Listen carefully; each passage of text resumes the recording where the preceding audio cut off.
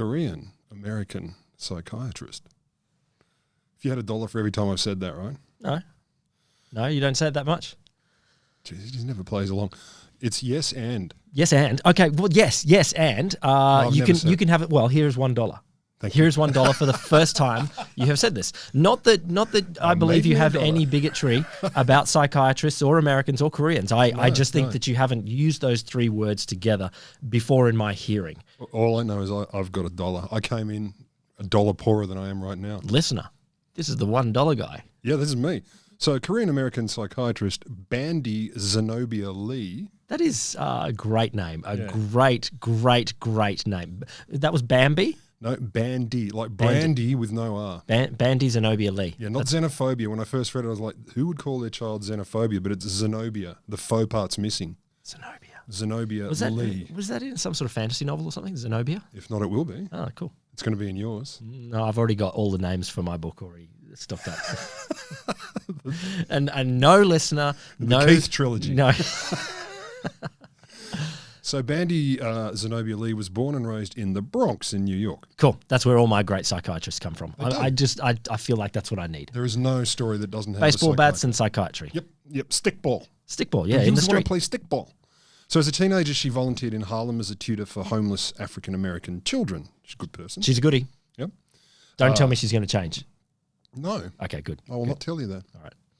Her grandfather was Jun Young Lee. He was a South Korean physician, and Lee says he inspired her with the belief that practicing medicine also involves social responsibility. Hey, double goodie. That's nice in my books. I like it. It is, isn't it? Okay.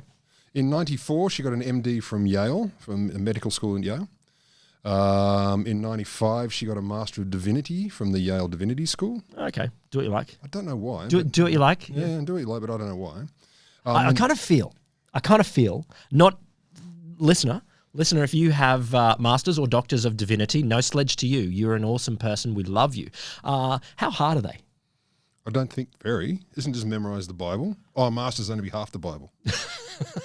Just the new or the old? Just one of the two? Half a testament. Half a testament. You choose. I'm going to do the second half of the Old Testament. I kind of feel, okay, maybe they're very hard. Maybe they're very hard and I'm sledging because, well, you're not religious. I'm not, but I'm not being judgmental. I just don't know what goes into a master. Is there a research component to a Master of Divinity? You're not being judgmental. I'm not. I just want to know. It's a good facsimile of judgment, though. I'll give you that. Sure. I'm aping. Just is there a research component? Do you have to? I doubt it. Add to it. I'm going to go masters. Is your job, or is that afterwards? You only in a PhD you're allowed to add a bit more. Then you've actually testament. got to research God. So there's the Old Testament, the New Testament, and PhD is research God. Show me God evidence. So 95, she got the divinity thing. 94 was her MD. She was an intern at Bellevue. There you go, 1 year. 1 year master. 1 year. So, okay. So, not there's anything wrong with a 1 year master's. No, they're great. They're great. She was an intern at Bellevue Hospital Center in New York. Became a chief resident at the Massachusetts General Hospital not long after. She then studied anthropology of violence in East Africa as a fellow of the National Institute of Mental Health. Oh, okay. You took a big breath there. Oh, look, anthropology of violence. Could be anything. You also don't have to go overseas to study the anthropology of violence. No, particularly in the US. Nothing against your choices here, Bandy, but violence can be studied, sadly, close to home. Yeah, really sadly for some people, at home. No, indeed. So she co-authored academic papers on the Ivory Côte d'Ivoire. Côte d'Ivoire. Yeah. Côte d'Ivoire is my favourite country name. It's your favourite coat, isn't it? My favourite what? Coat? Don't you have an ivory coat? An ivory coat. You got a lot of coats. Clack, clack, clack. I imagine putting on an ivory coat. It clacks like piano keys all over you. It's all hinges. Hinges and small bits of bone. Yeah. So she wrote about stuff to do with anthropology of violence in the Ivory Coast, Tanzania and Rwanda. Okay. She became a specialist in violence prevention programs in prisons and in the community, and she worked for a number of years in maximum security prisons around the US, and she was apparently instrumental in initiating reforms at Rikers Island. That's where they sent... infamous, the Joker. Yeah, the Joker, obviously. It's and Arkham Sean Asylum and Connery. Rikers Island. No, he was the Rock. What's that? Alcatraz. Alcatraz. Yeah, Clint Eastwood. I know that Rikers Island is a famous prison. Island prisons, they're cool. Like if you're getting sent to prison and they say, do you want to go to like the mainstream prison in upstate New York? Or the middle of Death Valley Desert. Or I don't want to go to the middle of Death Valley Desert. You want to go to the resort prison? Or the island prison. Yeah, like resort prison. palm trees, cocktails, and number plates. And at least you get a boat trip. Like you get prison plus boat trip. You get two if you haven't got life. Well, that's true. Yeah, but one in, one out. You just got to think about the short frame ahead of you. You don't think about in 30 years' time I'm getting another boat trip. But you're getting a boat trip. Is that how you got through? Just think short term. I obviously this face is too pretty for prison. I haven't been to prison, so I don't know. It used to be fair. Yeah, Look, but you get a boat trip, so that's why I'm choosing the island prison. That's why she did it, because she kept boats in and out from Rikers Island. So she had a lot to do with violence prevention and stuff. She was the director of the Centre for Studies of Violence, and with Kaveh Koshnud, who's a person I don't know, founded the Yale University's Violence and Health Study Group. So she's into that. She's into violence. Yeah, okay. She's a violence person. She's a violence chick. She headed up a project called the Violence Prevention Alliance for the World Health Organization, author of a textbook called Violence: An Interdisciplinary Approach to Causes, Consequences and Cures. Look, they went a long way with the other words after the word violence. Just can you judge it a bit? Just call it violence. Yeah, violence. A textbook. Who done it, what it is, what we can do about it. How to do it better. Yeah. No, not that bit. Not that bit. I know that there are. I knew you'd fall straight into that one. She also consulted with 5 different US states on prison reform. Cool. I like her. Yeah. Anyway, this isn't about that. Oh. Why you set this up? You give me island prisons, you give me stories about violence. What are you going to do to me? Yeah. So January the 2nd, 2020, Bandy made a tweet in reference to Alan Dershowitz's comments. So Dershowitz at the time was part of Donald Trump's legal team defending him against an impeachment charge. Okay. And Dershowitz apparently was a notable supporter of Clinton as well. And he basically said he's nonpartisan. He was just defending the Constitution and the president, blah, blah, blah. He wouldn't take any money for it. And if he Sure. So Dershowitz was on Team Trump at the time. Just happened to be there. I'm defending the Constitution and someone who broke the Constitution. Who beat it up and ate it. So anyway, Dershowitz made a tweet. The tweet was about, she made a tweet about Dershowitz's comments, and also a comment by Trump. So the tweet was about Dershowitz saying how he had a perfect sex life. Wait. Oh, she is... she's commenting on Dershowitz's Bandy comments. Lee is saying... Yeah, in her tweet. I'll read the tweet in just a tick. So, but the background I'm on tenterhooks here. I need to know this tweet. Okay, you give me Rikers Island violence. So it was in response to Dershowitz talking about his perfect sex life and Trump's comment about having a perfect phone call with the Ukrainian president Volodymyr Zelensky. Yes. And the tweet went like this: Alan Dershowitz is employing the odd use of, quote, perfect, not even a synonym for what I'm not sure. It might be dismissed as ordinary influence in most contexts. However, given the severity and spread of, air quotes, shared psychosis among just about all of Donald Trump's followers, a different scenario is more likely. Which scenario? That he has wholly taken on Trump's symptoms by contagion. Oh, yes. There is even proof. What? His bravado toward his opponent with a question about his own sex life in a way that was irrelevant to the actual lawsuit shows the same grandiosity. I don't know many times that a lawyer tweeting about their sex life. Well, he didn't tweet. He made a comment, but it was within a legal confine. I didn't get into the detail of that. Yeah, sure. He's like, well, I got a perfect sex life, pal. Yeah. He's like, I was asking about a parking violation. But I wanted to talk about my perfect sex life. Man, do I know how to bone and do I get it when I want it? So she said, there's even proof. His bravado towards his opponent with a question about his own sex life in a way that was irrelevant to the actual lawsuit shows the same grandiosity and delusional level impunity as Trump's. As Trump, yeah, okay. So she tweeted that. Dershowitz got the shits. So he is quoted as saying, Dr. Bandy Lee has never met me, never examined me. Doesn't know my sex life. Doesn't know, definitely never banged me. Never seen my medical records, never spoken to anyone close to me, yet she is prepared to offer a diagnosis of, quote, psychosis, which she attributes to me being one of President Trump's, quote, followers. Indeed, Dr. Lee went even further, diagnosing the severity and spread of, quote, shared psychosis among just about all of Donald Trump's followers. Nor does she seem to be using these psychiatric terms as political metaphors, dangerous as that would be. She is literally claiming that we are mentally ill and our views should be considered symptoms of our illness rather than as legitimate ideas. And yes, it's interesting that he chose to use the word diagnosis in there. That's kind of critical here. Yeah. So according to Lee... Did she use the word diagnosis? No, the word diagnosis is not in there. Of course, it could be implied, inferred, impacted. So Lee said, look, according to her, Dershowitz also emailed the officials at Yale and asked the university to determine whether Lee's comments violated American Psychiatric Association rules. John Crystal, who was the chair of the psych department there, then warned Lee that the department would terminate her teaching role at Yale if her behaviour did not change. Then they fired her.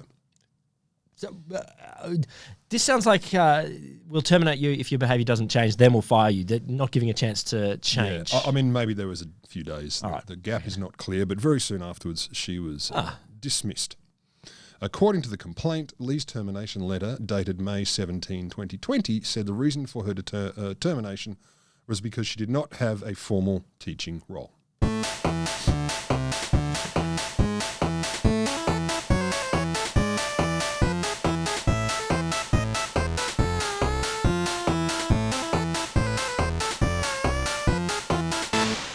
Welcome to The Wholesome Show, the non-diagnosis science podcast. Yep. People who sit up the back of the classroom. Where we make the awkward diagnoses, dear listeners, so you don't have to. Oh, no, we don't. Not diagnosing anyone, not you, listener, except for the fact that you're perfect and your love life is perfect or isn't perfect. And Can't your tell phone from calls afar. with all Middle European presidents, also perfect. Perfect. Totally normal, totally perfect. That's you, listener. Totally normal, totally perfect. Not us. The Wholesome Show is me, Will Grant.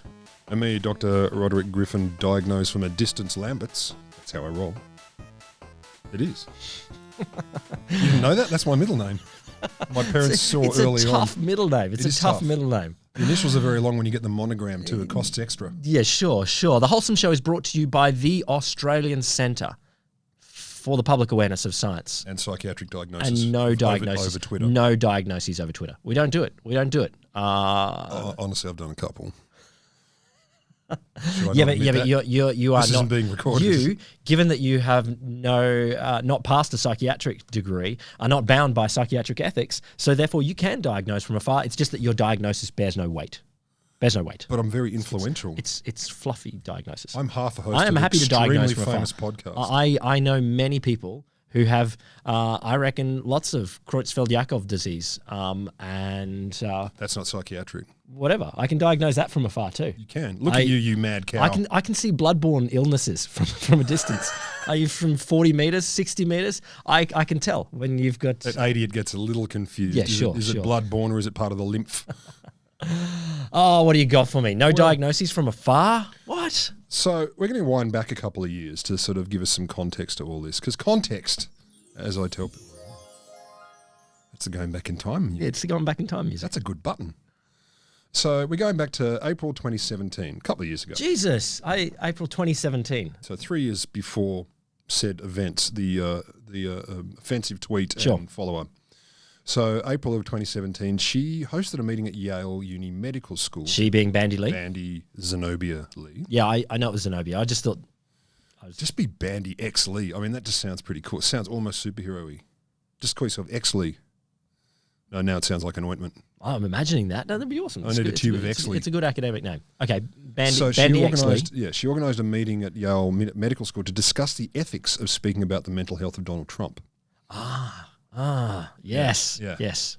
And now Yale didn't sponsor the conference, but she discussed the conference with the uni before she ran it, and Yale provided the auditorium for it without charge. Semi-sponsored. Yeah, so they didn't say, we're not on the ticket, but you're in our building. Come and do it here, it's going to be fine. So there was a flock of prominent psychiatrists at the meeting. Now, by flock, I mean, I think it was like 20 or something. It wasn't hundreds or thousands, it was tens. I need to know the collective noun for psychiatrists. And an insanity. A shrink? A shrink of psychiatrists. A nuts. A Freud. A Freud. In honor of the originator. Let's call it a Freud of psychiatrists. So at the meeting, they all decided basically they had a duty to warn about Trump. Yeah, okay. Yeah, cool. In the following months, she did an interview with Salon magazine /website / I don't know, scroll carrier pigeon message service. In the interview, she said Trump suffered from mental health issues, and due to his holding the office of president, the issues amounted to a, quote, state of emergency, and that our survival as a species may be at stake. Species is big. Species is big. It is big. Sure. Finger on the button of the largest nuclear arsenal. No, but I'm starting to grapple with her ethical issues here, and I think She's just worried. there was a clear and present danger. Yeah. Clear and present danger. Clear and present danger, and hopefully they won't be in another 3.5 years. She also discussed her views that a link with what she sees as an increasing inequality in the United States connects to a deterioration in collective mental health. So she's worried about people basically getting unweller mentally, and that's causing troubles generally. And later in 2017, she edited a book called The Dangerous Case of Donald Trump, which is a collection of essays that arose from that meeting. Okay. So she was not alone. She was the editor of this. So the book basically, in summary, alleges Trump was suffering from psychological problems that made him dangerous. And not many people who aren't very pro-Trump argue strongly against that. I mean, they might not be right, but they don't tend to argue against it. So after the book was published, she said she got thousands of threatening messages by letters, phones, social media, and they included death threats, of course, because you don't fuck with 45. In December of that year, so the other end of the same year, she met 12 members of the US Congress, 11 Democrats, 1 Republican. 2017 still? Yeah. Yep, still 2017. She gave them her opinion, she gave them her opinion on Trump's mental health, in which she reportedly argued that he was unraveling at the end of 2017. Yeah, see, in the transition as well, that's something. Yeah. But then in a letter to the New England Journal of Medicine, the past president of the American Psychiatric Association, a guy called Jeff Lieberman, he argued that while he accepted Lee and her co-authors were acting in good faith out of a sense of moral obligation, they were still guilty of misguided and dangerous morality by offering opinions on Trump. You're acting well by doing something bad if that thing is bad, but, you know. I meant well when I shot you in the face. It was with good intent. Indeed. I am robbing this bank to spend money. Further the revolution. And also to buy drugs, which I really like. Indeed, I need good them. intention. Interestingly, though, Lieberman later on is reported to have diagnosed Trump from a distance himself. Oh, see, so don't do this, but I can do this. Apparently later on.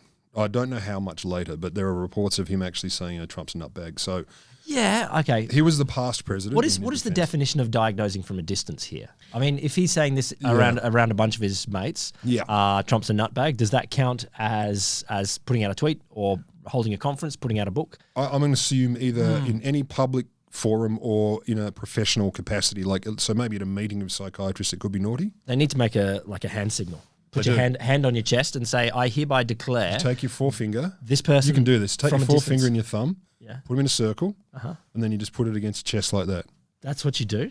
Yeah. That's the signal. That's the secret. It's got to be over your nipple. I'm not doing that. That's not it. It's nothing to do with white supremacy. Nothing. So he'd done this unraveling. Why did you? No, I was just trying to get you to do the white supremacy sign. Is it over your nipple? On film. It can be. It doesn't say it can't be over your nipple. I don't understand. So anyway, she had apparently, during the conference, she withheld her views of her professional opinion of Trump, but later she criticised the APA, the American Psychiatric Association, for changing an ethical guideline called the Goldwater Rule. Mm-hmm. Now, this has seemed to be instrumental. The Goldwater Rule and invoking the Goldwater Rule was instrumental. I hereby invoke the Goldwater Rule. So a lot of people did this when they were criticising her, but she said, look, you guys fucked with it. You guys changed it after Trump, and we will get to that. What? So apparently, once she'd raised concerns about Trump's presidency, professional peers got worried, and they potentially tweaked it a little bit, and were using it to. So you're going to tell me what the Goldwater Rule is? I am. Right? Oh my God! I'm going to tell you right now. This shit goes deep, man. Okay. We need a cork board. We need red twine. So, okay, for starters, why is it called the Goldwater Rule? I got to say, Goldwater to me sounds like a euphemism for pee, but it isn't in this instance. Don't do that. No, that's all you're going to hear. No. The wee-wee rule. No. So Barry Goldwater was a American politician. He was born January 1909 and carked it in 1998, so he was around for quite a while. He was a politician, statesman, businessman, U.S. Air Force officer, author, 5-term senator from Arizona. Take out statesman. Yeah, well, that's self-proclaimed. That's what they say. Self-proclaimed. Well, as a politician, they're all statesmen back then. No, unless you've been president for a long time, you're not a statesman. What about 5-term senator? Not enough. Not enough. What about 6 terms? Not enough. So he was also the Republican Party presidential nominee in 1964, and Lyndon Johnson smashed him. Sorry, landslide victory is the most common quote I found. He's also the politician most credited with having sparked the resurgence of American conservative political movement in the 60s. Yep. A lot of pundits and historians say he potentially laid the foundation for the conservative revolution that followed. Mm-hmm. Grassroots organizations that took over the Republican Party basically led to the Reagan Revolution, had a substantial impact on the libertarian movement. Yes. So this is the guy we're talking about. Still bearing fruit today. Very much. Not as good as the fruit that it bore a few years ago under fruit's Donald been- Trump. yeah. The fruit is tainted, but American conservatism is not letting go of the Goldwater tradition. The urine tradition. Goldwater. Yeah, that's what I said. Everyone else can say that word without being undignified. It's not my job to be dignified. Come on, that's what you're here for. You're the dignity. I'm the other. So why the hell's he got a rule named after him that's got to do with psychiatric diagnosis from a distance? I'm going to tell you. Yep. So in 1964, during the presidential campaign, Fact magazine, which is a bit of an underground dirtbag magazine, is the impression I got, but they call themselves Fact. Sure. They published a survey of psychiatrists who explicitly asked whether Goldwater was psychologically fit to be president. Yeah, look, there you go. Okay. So you're asking people let's do a survey diagnosis from afar. Tell me what you reckon. Yeah, let's give it a lot of people. From what you've seen Were of the him. psychiatrists pro or anti psychologically fit? So on the cover it said 1,189 psychiatrists say Goldwater is psychologically quite a good number. unfit to be president. What the cover didn't say was they asked 12,500 psychiatrists, so they got 1,189 respondents. Actually, no, they got 2,500 respondents, and 1,189 of those said he's unfit. Yeah, okay. So it's a small proportion. Yeah, I think you kind of need to reply with proportions here rather than, just bulk number, but okay. The vast majority of the responses were unsigned. The people who, 1,189 said unfit, 657 said fit, and 571 said, we don't know enough to tell you. We can't cast an opinion. Because I'm gonna return this survey and say I don't know. Thanks. Yeah. I get it. You know, you like filling stuff out, but replying with "I don't know," it's a little bit lame. At least saying that. Just don't send it in. It's better than the surveys I've had back over the years where someone corrects it and tells me what I would never find out. I'm like, you don't know what I was trying to find out. Thanks, champ. Anyway, so both the American Psychiatric Association and the American Medical Association warned Fact magazine that they shouldn't publish the responses of a physician who'd never examined the person in question. Yes. So they said, look, don't do it. What you need to do is you need to examine their stool. Absolutely. Which we talked about recently. You know, that's what you should do. Don't diagnose from afar. Get their stool and diagnose that. And to be fair, we talked about it recently. We've also talked about it a while ago in a different way. Stool diagnosis may be one of the themes that runs through, let's say, 3 episodes. I get it. It's not all my fault. It's just mostly. The last one was you. So published responses from the survey filled 41 pages of a special issue of Fact called "The Unconscious of a Conservative." Okay. Just I don't run a magazine. You don't. So your choice how you run your own goddamn magazine. But I think at some point 41 pages, it's getting It's a lot. freaking boring. Like No, we'll wait till I read you some quotes. oh, okay, but 41 pages. I know. That is a lot. How big is the magazine? What are we talking? I know, 42 pages. I have never Credits, front cover, back There cover. is no magazine where you want 40. Like I can't. I'm trying to imagine like Time magazine or National Geographic or anything where they devote 41 pages to one Words. That's so boring. Even in a scientific journal. Yeah. Like they stop at like 20 pages. They're like, that'll do. No, these guys went for it. Also, it was promoted in a full-page advertisement or number of full-page advertisements in the New York Times, plus other newspapers. And these advertisements included statements, so quotes such as, "I believe Goldwater has the same pathological makeup as Hitler, Castro, Stalin, and other known schizophrenic leaders." Known schizophrenic leaders. Okay, cool. Okay, these are all baddies. I get it. They're total baddies. And so is he. Yeah. Another one, "It is my feeling that Senator Goldwater appeals to the unconscious sadism and hostility in the average human being." And is he saying that as a positive or a negative? Oh, no, because he's a professional. It's just an observation. Oh, yeah. Yes. Yeah, just saying. Another one said he is a mass murderer at heart. Yeah. Look, how old was Barry Goldwater at the time? 1909, 1964. What are we talking? Impossible to work out. 55 years. 50. Impossible. For 55. Okay, maybe you start your serial killing after 55, but I think by I'm that hoping. time... I've got a couple of years to get it sorted. A serial killer at heart, you just... No, mass murderer. Oh...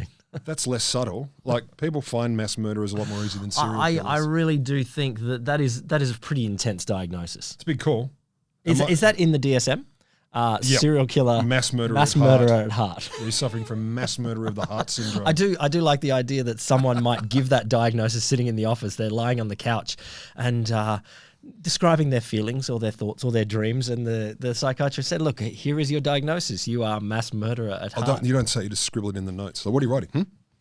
Oh no, nothing. Nothing. Just doodling. Nothing. I'm listening though. I'm definitely listening. Oh, look, I know that there aren't lovely. There are some non-lovely people in the world, but Name 4. Well, Hitler, Castro, Stalin, and apparently Goldwater. Finally, there's a nice quote. It is apparent that Goldwater hates and fears his wife. Obviously. I mean, duh. So at the time of the publication, the APA, the American Psychiatric Association, deemed the article to be, quote, yellow journalism, which was a term used, I didn't know about this one, since the 1800s in the US, which meant reporting that emphasized sensationalism over facts. Yes. Can you imagine? Impossible. I've never heard the media doing this. No. So. But I never heard it called yellow journalism before, so I learned a lot. I don't think we use that term very much anymore. I wonder why. I'm not sure, but maybe it sounds... Is it colorist? It's certainly colorist. And they also, the APA, the Psychiatric Association, publicly declared the professional embarrassment. This is a shocking thing to have done. So both the APA, the Psychs, and the American Medical Association, who warned the magazine against doing this, the APA said, by attaching the stigma of extreme political partisanship to the psychiatric profession as a whole, in the heated climate of the current political campaign, fact has in effect administered a low blow to all who would advance the treatment and care of the mentally ill in America. Totally. So you guys have shit on psychiatry. You ruined it for us. Ruined it for us. Yeah. We were respected, non-partisan, but look what you did. So Senator Wee Wee Man Goldwater sued the magazine, the editor Ralph Ginsberg, so beat poet dude, from that era. It does sound like that, doesn't it? Yeah, that's exactly what you'd expect. It's his little brother. It was that era. So he sued the managing editor and the magazine's full editor, Warren Bodison. It went to the Supreme Court, Goldwater versus Ginsberg in 1969. Okay. And what is he suing for? That they lost him the election? You were mean to me and made me look bad. You defamed me and therefore I get the election? Oh, yeah, he got the election. They overturned it. No, but he got damages totaling $75,000 US, which is probably about $500,000-ish today. Okay. Which bankrupted the magazine. Yeah, okay. So I'm going to put you out of business. Okay, fair enough. Yeah, I doubt he needed the money. the Well, not fair money. enough, but as a strategy, yeah. Yeah, I doubt he needed the money. He just needed them to not have it. So the Goldwater Rule, as a result of this, appeared in the first edition of the American Psychiatric Association's Principle of Medical Ethics in 1973. Hang on, just checking. 1973. It was the first edition of medical ethics. Yeah, you didn't need them before that. You didn't have ethics. You didn't have medical ethics. Yeah. You didn't? Why would you need it? I would have thought that maybe there Gentleman's agreement. Yeah. Okay. Look. You know how you were banging your unconscious patients? Yes, it's frowned upon. I would have thought before that they had have discovered some sort of ethical principles for. Anyway. Well, apparently they hadn't put them in a book. Yeah. Okay. Not in a journal, in a manual, an edition. So 73, this is where the Goldwater Rule first appeared, and it says that it is unethical for psychiatrists to give a professional opinion about public figures whom they have not examined in person and from whom they have not obtained consent to discuss their mental health in public statements. Yeah, fair enough. So there's your Goldwater Rule as originally put down. Even if you want to? Like, is there a... But I really wanted to, in my defense. Is there a get-out clause where you can say, but I really do want to? Or at least cause reasons. Yeah, which is kind of what our friend Bandy said. I think there we might reasons. come back to Bandy. Yeah. So we're flashing back to March 2017. So we're back to Bandy's time and indeed ours, heady times. So in 2016 and 17, a number of psychiatrists and clinical psychologists were criticised for violating the Goldwater Rule. They claimed Donald Trump displayed an assortment of personality problems, including grandiosity, a lack of empathy, and malignant narcissism. I mean, I just don't see it. They also would say things like he has a dangerous mental illness despite having never examined him. So are these people losing their jobs for saying this? It's not clear. There's quite a few apparently who did this, and I in fact use it as a subject matter for one of my lectures talking about this sort of thing, the science affecting public policy and public life. So once this started happening, the American Psych Association expanded the Goldwater Rule. What do they do? So it restricted not just diagnosis, but any comment related to the mental health of public figures without a personal examination. Semi-diagnosis. Yeah, no diagnosis or semi-diagnosis. Or semi-diagnosis. But they called it not a revisiting, but just a reaffirmation of the rule. Yeah, being more precise. Yeah, I get so it. they tweaked the rule. And it kind of smelled like they tweaked it to maybe protect Trump a bit. That was the was the stink. Oh. So Bandy Lee didn't like that. And her meeting a couple of months later was in response to this tweak. that meeting we'd started at the beginning of these eminent psychiatrists to talk about the ethics of talking about Donald Trump's mental state. She's saying she's not going to diagnose, but she's going to do something that's like diagnosis using the same words. I think it was more like she was saying, look, guys, the American Psych Association is closing ranks to protect an obvious madman. And yes, maybe that's what she's saying, but I'm not seeing a huge difference between their early rule and their later rule. Well, are you seeing the difference? It went from diagnosis to any comment related to the mental health, see what is the difference between a diagnosis? I reckon he's nuts and he has malignant narcissistic disorder. Or, okay, the word has here. I reckon he has malignant narcissistic disorder. He has... I mean, he seems malignantly narcissistic. Look, this is quibbling on the language, and I think none of these are using the word "this is my diagnosis." So some probably did. Some may have said, I would diagnose him as, but whether they did or didn't, yes, it is a bit of a rearranging of deck chairs, kind of, and being more specific. But also when you consider that it would bring up in lawsuits, etc., language matters. So there would be argument over, well, I didn't diagnose, but you did comment. And you say, well, it only prescribes diagnosis, not comment. But now they've said any comment. So this is legalistic shit, and also the grey areas of philosophy and ethics and so forth. So they did the reaffirmation. Bandy went, So she wrote was interviewed in USA Today. I think she wrote the piece, and it said, she said, diagnostic practices have changed from accepting interviews to observations. So any assertion that a personal interview is mandatory for valid professional opinion does not hold. So now we're talking professional opinion, diagnosis, commentary. Yeah, okay. It's all weaving together. But she was saying, look, we don't need that to be sure. There are situations where it is possible to make a pretty clear call on someone's state. I assume you're going to get closer to this towards the end, but I really do think there's also when you have knowledge and you're able to apply that knowledge not with certainty but with some sort of probability. That maybe you have a duty to stand up and say something. I think this is really and that's in fact exactly the sort of thing she was saying. And so in April of that year, a psychologist who is a leader of a group called Duty to Warn, John Gartner, said, I get what he's going to do. We have an ethical responsibility to warn the public about Donald Trump's dangerous mental illness. I know. Could have stopped at dangerousness. Like dangerous personality, dangerous way of being in the world, dangerous mental state even. I think maybe the problem for some of these people, maybe they just diagnose by accident all the time. They just go, it's mental illness. And it's like, you could stop before that. I meant not well. I meant... just say the word dangerous. Yeah, I agree. Stop at dangerous. But this is a psychologist, not a psychiatrist, therefore not part of the American Psychiatric Association. No, but they've got their own APA. They do. The American Psychological.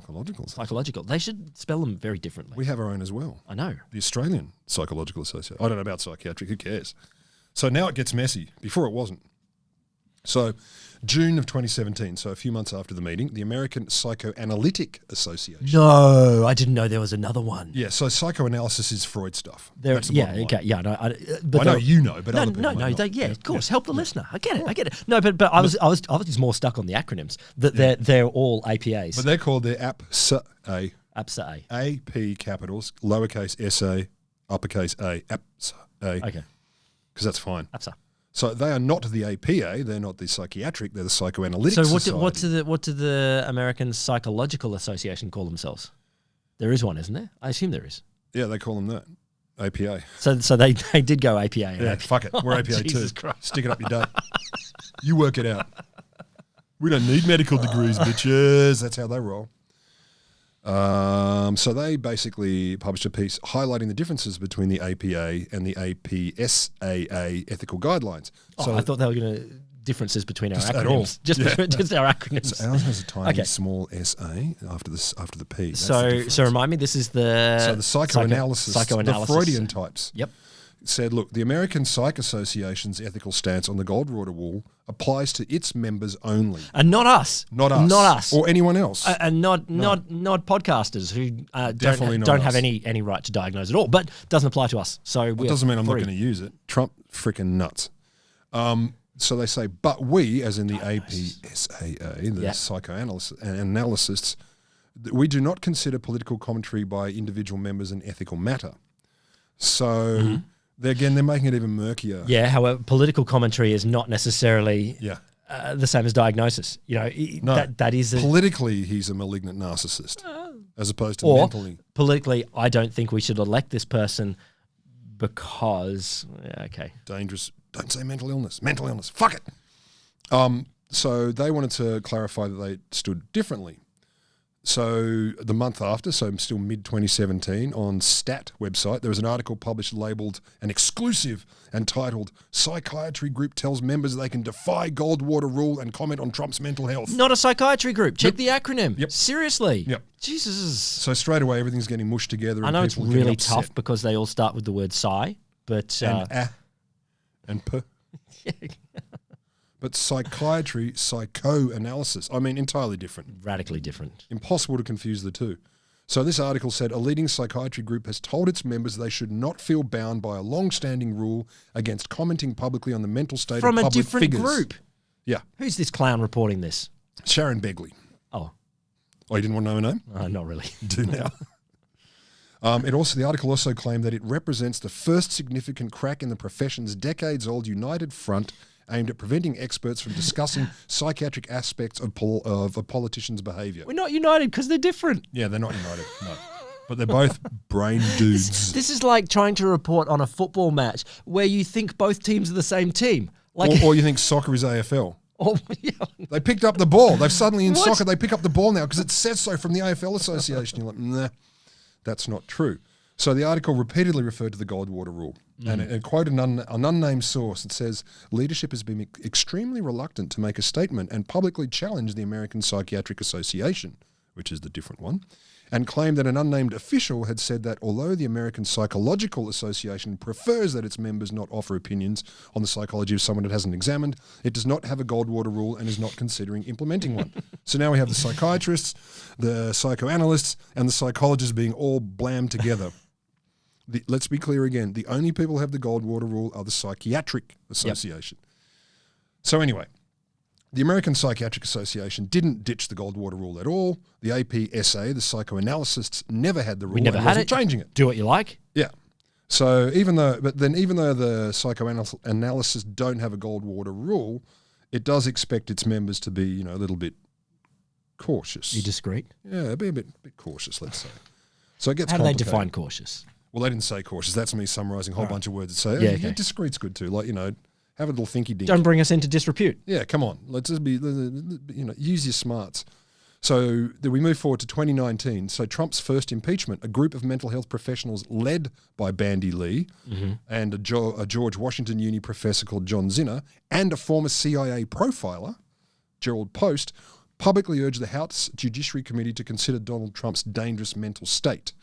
And that this was basically arising from his brittle sense of self-worth. And they wanted them to consider this as part of the congressional impeachment process. Mm-hmm. So we get this, don't say anything, and then people coming together. Congressional impeachment, the first impeachment was on the Ukraine. The perfect phone call.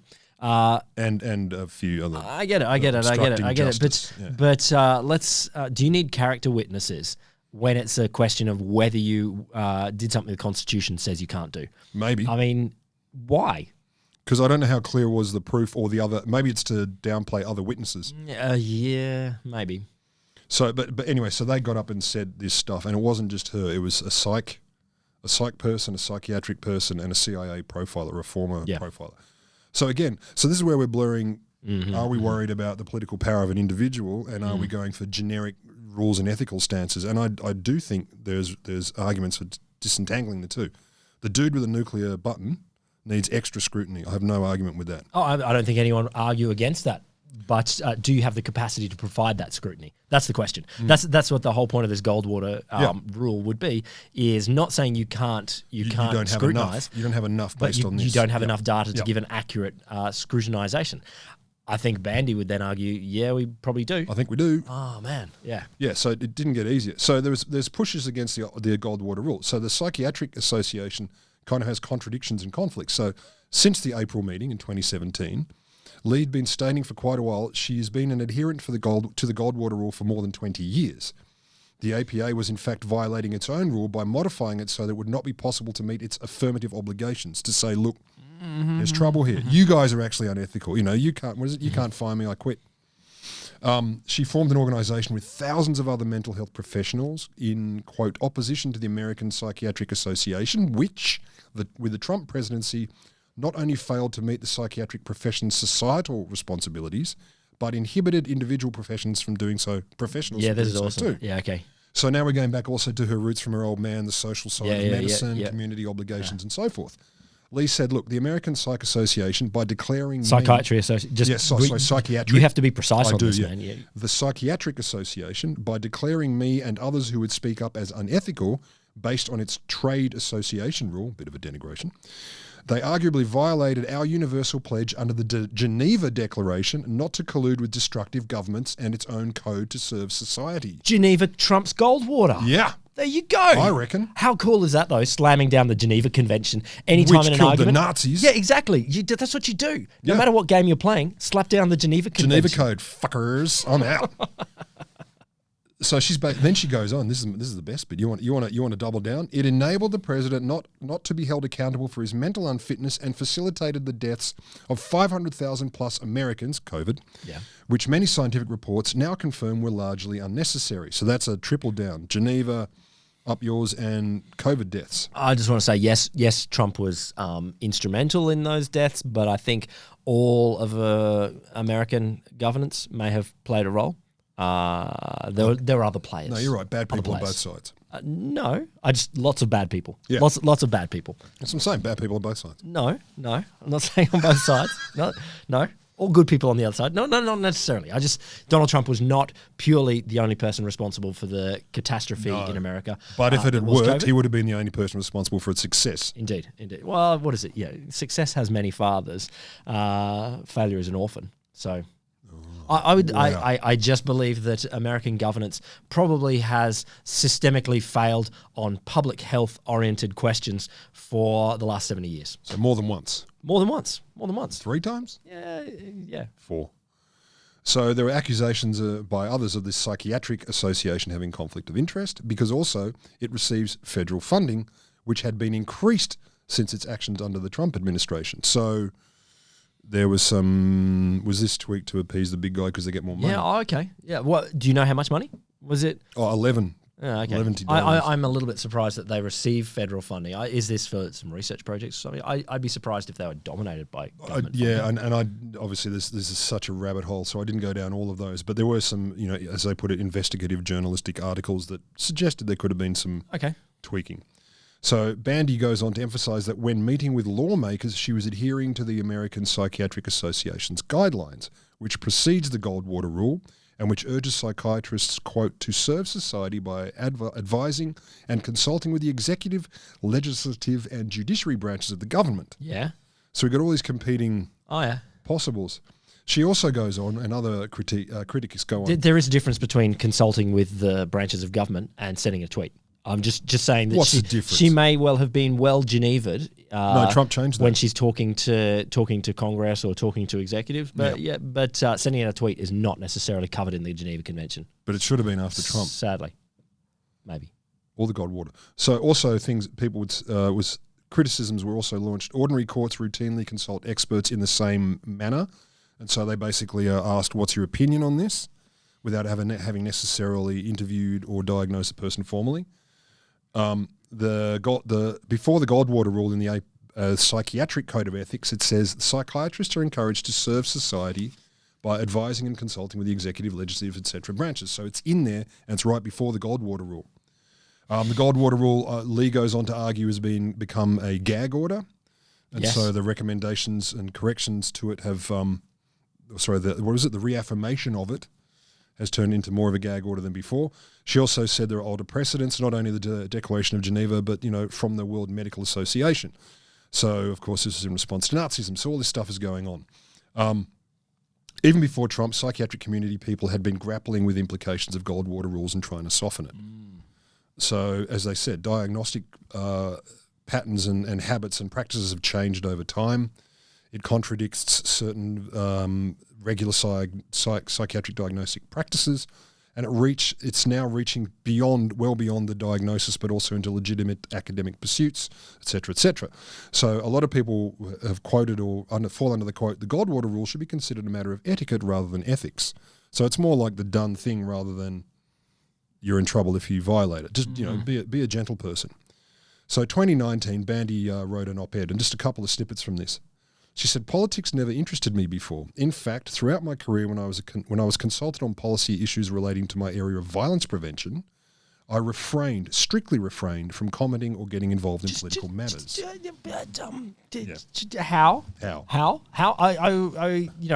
Not to critique the place of her heart or her knowledge, which both sound like to be in good places. Beautiful places.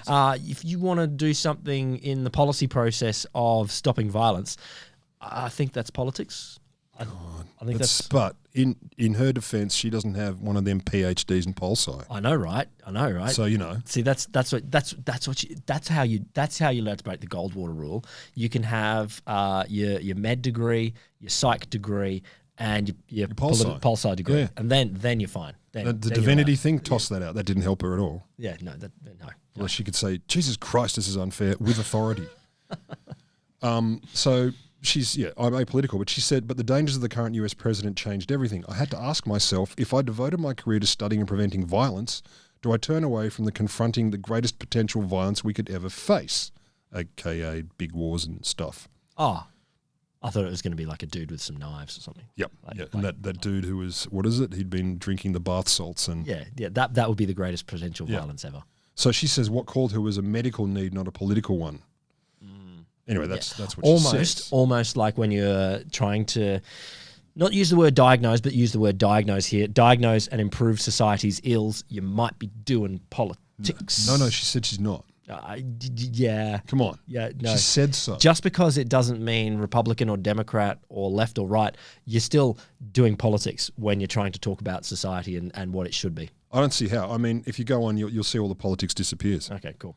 Good. She said, because of my field of expertise, I unexpectedly became an academic whistleblower. I've been compelled to blow 2 whistles. Very atonal. Look, the metaphor is going a long way here. I'm blowing 2 whistles. Adorable, though. It's one in each corner. It's like that thing. I always like this. Nose flutes? Nose flutes, but you get the recorder, and you can play 2 recorders at once in each nostril. Yes. Obviously, who hasn't done that? Obviously, a very important thing to do, and I would love to see someone doing that in front of Congress as a metaphor only. Here I am, and the distinguished lady from the Yale Business School. So the first whistle or nose flute, she blew by publishing a book to alert the public that Trump was more dangerous than perhaps any president in history. So not political. For psychological reasons, and the second whistle she was blowing on the American Psychiatrics Association's actions that have effectively silenced those of us trying to fulfill our professional responsibility to society as outlined in blowing the whistle Code of on Ethics. Trump, blowing the whistle on the APA. Yep. Yeah, double whistle. And she's saying, as it was outlined in the Code of Ethics. So this is the classic case of, no, our ethics says you can't, and she's saying, actually, our ethics says you can. Can we just dial back for a second, though? Yeah, declaring Trump the most dangerous president in history, I think... there were some dangerous presidents back in time, not because they were mentally unhealthy. You can be dangerous for other reasons. You can. So you can just be a shithead. You can be total shithead. And as many, as America's First Nations population will know, there were American presidents that were incredibly dangerous to them and committed genocide on them, not because they were mentally unhealthy, but because... Oh, these days they might have been diagnosed. No doubt. But to be dangerous, you don't have to be mentally unhealthy. And obviously, mentally unhealthy does not mean dangerous. Not necessarily, no. By no means are they no correlation. Causals. Well, there's some correlation occasionally, but it's not causal necessarily. Yeah, no. Supposedly. So she said their message was simple. The president was more dangerous than people suspected, would grow more dangerous with time, and could ultimately become uncontainable. Much of what we predicted in the book has come to pass. She's writing in 2019. We didn't even get to the riots, etc. 2019. Trump's rhetoric has clearly incited violence, cruel policies against children that could lay the groundwork for future violence, enhanced cultures of violence both domestically and abroad, and weakened institutions that may have contained him. I don't think that's untrue. No, not at all. And she goes on finally, whereas law enforcement generally looks at committed deeds, mental health experts look at patterns of behaviour to try and prevent dangers based on predictable characteristics and evidence. Totally. Trump's recent reference to his great and unmatched wisdom, we all recall that, which is supposed to reassure us, is in his decision to let Turkey loose on the Kurds in Syria, is only the latest manifestation of the dangerous lack of capacity.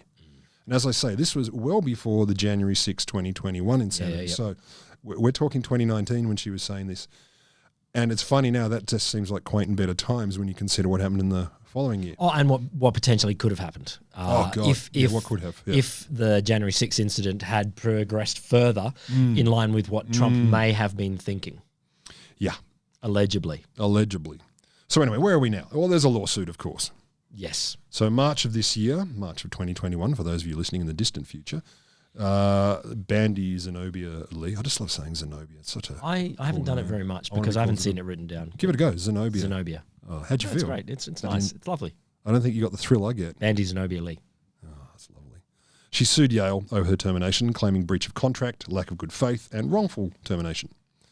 She seeks, and I say seeks because I don't know the result, it may not be over.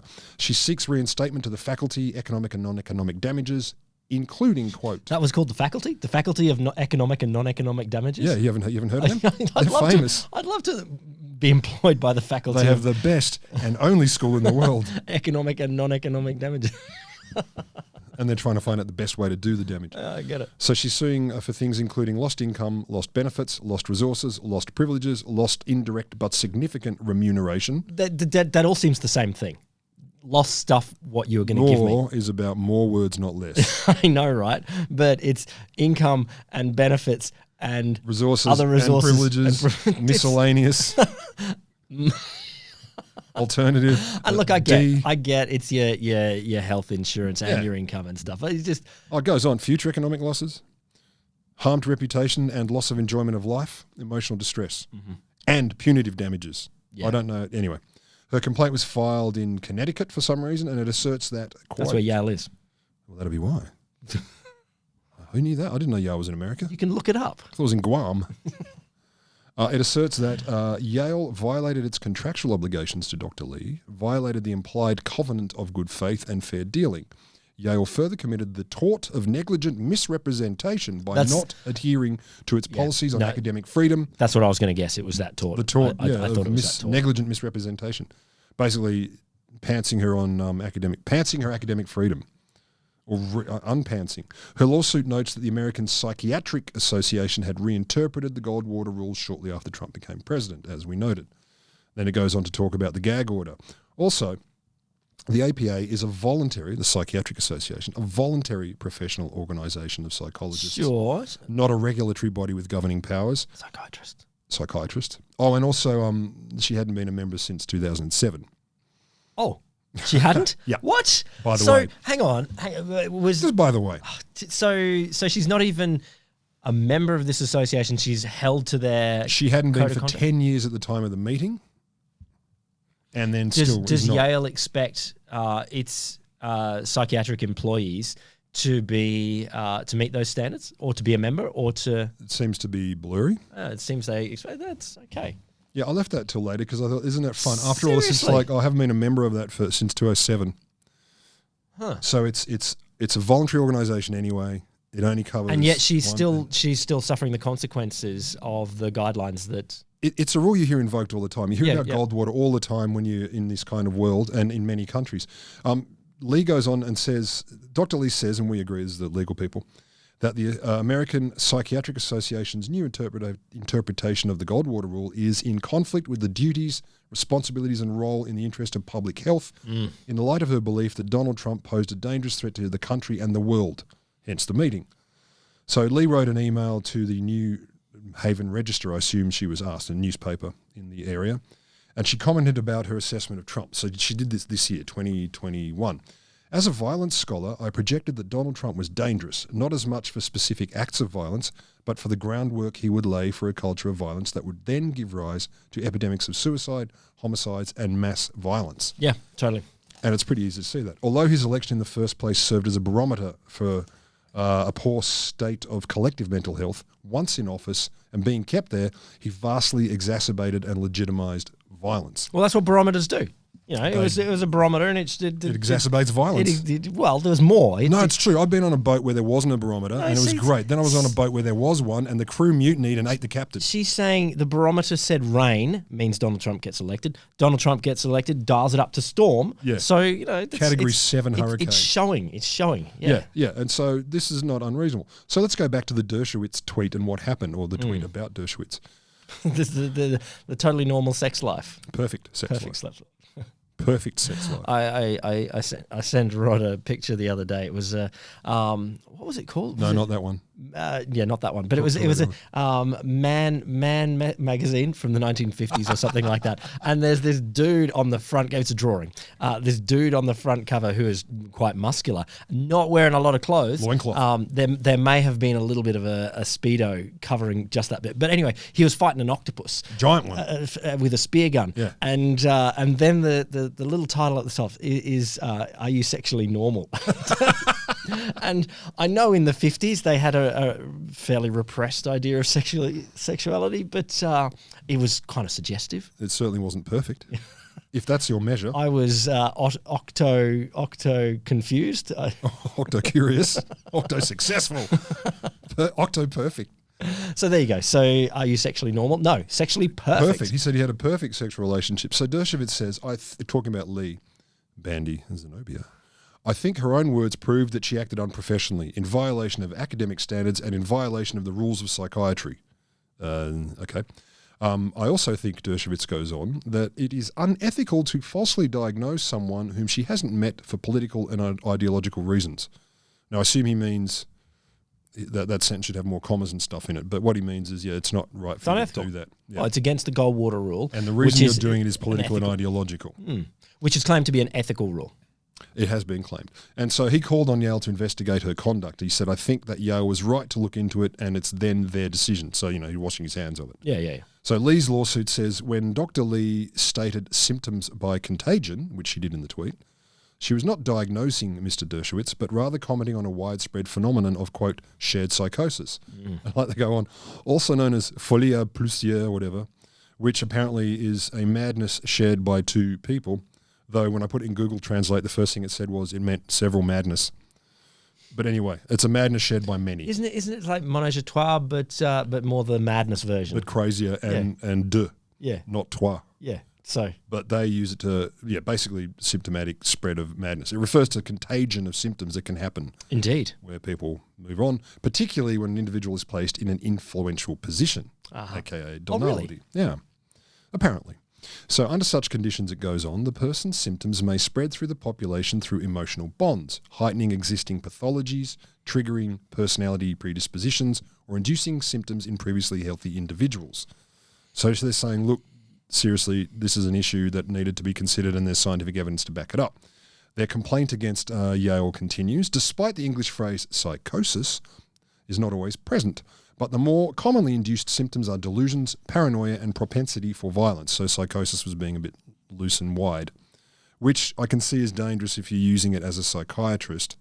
People say psychotic a lot in normal language, and it means many things. But you've got to be a little bit more careful of your language. If you're a psychiatric and all that. Just in general, like if you're if you're a plumber, don't use the word pipe unless you mean pipe. Everyone, you can be which pipe? Smoking pipe? Yeah, I don't know, but you got to be specific about the language in your field. I think that's a legitimate thing. Don't use psychosis if you're a psychiatrist and you just mean something unless different. You mean actually psychotic. Unless you mean it. Yeah. We in the rest of the world, we're allowed to be lazy. That's because we don't have the burden of precision. We're expected to be. So they go on to say, look, Dr. Lee has extensive experience with the phenomenon of such matters, having worked almost exclusively in public sector and prison settings where severely symptomatic individuals often go untreated and influence entire families or gangs. Which is, it's not irrelevant. Okay. Not irrelevant. She believed that President Trump's followers were more likely to be influenced to some degree by his pathology because of the level of exposure, not necessarily because of the specific use of the word perfect, but by the exaggerated sense of self and impunity that they seemed to share. Yeah, okay, cool. So, he appeals to maniacs and they have more exposure to him, etc.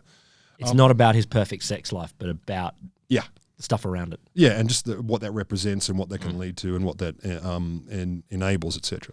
So a spokesperson for Yale, Karen Pert, spelt P-E-A-R-T, not the other way, said in an email, Dr. Lee was a voluntary faculty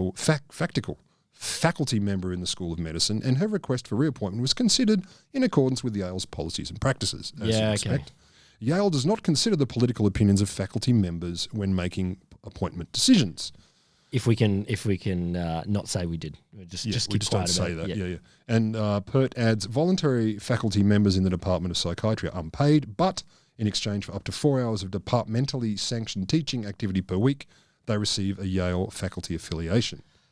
So she's basically saying she's barely an employee, so whatever. She wouldn't notice being sacked. Shut up. She wouldn't notice it. And, if we fired her, it was only because she wanted to. But it goes on in her lawsuit. Lee quotes an email from the chairman of the psychiatry department, John Crystal, which, quote, warned Dr. Lee that the department would be compelled to terminate her teaching role at Yale if her behaviour did not change. So there's a little bit of contradiction going on there. When Crystal referred to her statements about Trump and Dershowitz, he wrote, according to the complaint Lee made, it seems to me that the published quotes suggest that you are not making cautious, reasoned statements qualified by the limitations of the information you have. Worse, the recklessness of your comments creates the appearance that they are self-serving in relation to your personal political beliefs and other personal aspirations. Self-serving. Now, this is the big call. If I was Bandy Xenobia Lee, I would be quite infuriated by the self-serving component there. I'm not doubting that it's possible that getting yourself more attention does serve some self-interest, but speaking up here when you know it will cost you and it will hurt. That's a big character call there, and that was I don't think Crystal should have said that. And he basically goes on, this is the Yale chair, you are putting me in a position where I have to ask, is this the sort of person that I can trust to teach medical students, residents, and forensic psychiatry fellows? Oh, seriously? Yeah. Seriously, I can't trust you to teach? Yeah. No. I'm just asking questions. So that's not great. And anyway, as I say, like at time of composing these words, or rather collating these words, the lawsuit is not settled. Maybe it's happened today, I don't know. So where's the Goldwater Rule now? To be clear, for the last time, the Goldwater Rule is binding only for members of the American Psychiatric Association. Literally no one else. But you can't be kicked out of an organisation you're not in. You're not a member of either. Yeah. So, and it doesn't exist here. Like, it's American. Yeah. That's it. And I just found a little piece. I was curious and I was trying to find examples of Goldwater Rule if it existed around the world, and I can't find it anywhere. But in Psychology Today recently, they wrote, look, what's the future of the Goldwater Rule? So they say, it can be said the Goldwater Rule served its original purpose in keeping mental health experts from making unverifiable and contradictory influences about the mental health of public figures. But the cost of the rule appears to be increasingly high. Increasingly high, yeah. So it's getting worse and more dangerous. There's growing awareness that it violates First Amendment rights of free speech. Sure. We're only talking US. And a court test may but be mounted. The First Amendment doesn't cover no consequences for your speech. It doesn't. Like I think this is not stopping anyone from saying things. That's right. But this is the classic thing that happens when people go, First Amendment. Like, yeah, you're allowed to say it, but that doesn't mean shit doesn't happen as a result. Yep. So they're saying, look, it's likely to be tested in court at some point, which it sort of kind of is being. This is the test, I think. This is one of them, yeah, if not the first. Equally important, the Goldwater Rule restricts those who know most about mental health from contributing to public discussion about political candidates and others at a time when the mental fitness of leaders has become more important than ever. So they reckon the Goldwater Rule may have once been, served the needs of the profession, but it doesn't serve the broader needs of the public. Serve the needs of the profession. I think there is the way of characterising it. That throughout this time, it seems to have served a professional group, but not necessarily the rest of society. Yeah, and look, I mean, obviously, this is a murky and technical story. That which organisation, are you a psychiatrist, a psychologist, a psychoanalyst? It's all very messy, but the bottom line is that principle, the Goldwater principle, I've heard, obviously I'm more of a dorky follower like you are of American politics, etc. Yeah. But I heard that bandied about a lot. Totally. In many media, not just American media, a lot.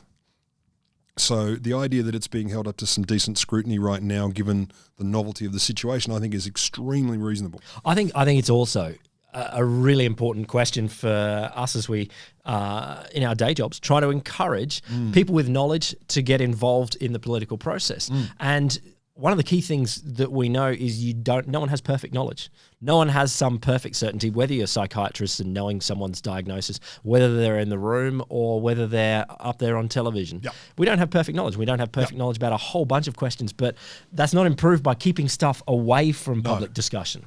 Yeah, I think it makes more sense to modify something of the Goldwater ethic to say, okay, should you wish to comment, it's within these parameters or these guidelines. I think it's better to let's work out how we can have the conversation rather than just try and shut the whole thing down. I think keeping a whole body of knowledge completely removed from political discussion is bad.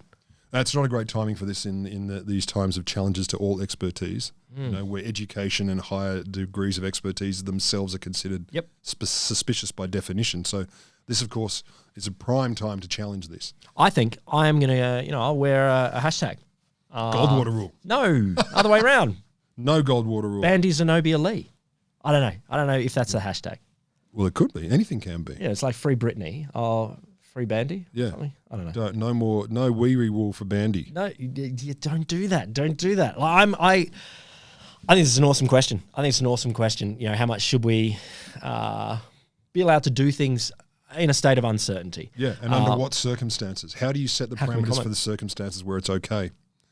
I got no beef with commenting on Trump because I think he's a freaking maniac and deserves to be locked up, and I always have. So it's easy for me to be okay. Imagine your favorite politician in the world ever, and someone else out there is saying, "I reckon he or she is mentally unstable." Yeah, Janine Smedley, she was in the do you believe that should be taken out of political discussion? No. Or it's true. It's always a double-edged sword, isn't it? If you allow it for the people you don't like, then all swords are nearly. No, samurai swords aren't. Oh, that's true. That's true.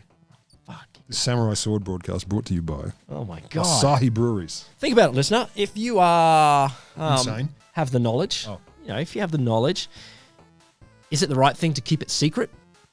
Or should you go and hunt down a stool sample and then diagnose? Would that be a better thing? When in doubt, gather a stool sample just in case. Keep it in the fridge. You might not need it, but better to have it and not need it. Exactly. Than need it and not Exactly. I keep a fridge full of them myself. Or maybe don't. I don't know. Up to you. But people are generally saying they don't want it. Anyway. Be your own wholesome listener. Free Bandy. The Wholesome Show is me, Will Grant, him, Rod Lamberts, brought to you by the Australian National Centre for the Public Awareness of Science. And the Goldwater Rule. There you go. We'll be back sometime, listener. Soon. Sorry we were not regular. We got a bit confused the last 2 weeks. That won't happen again.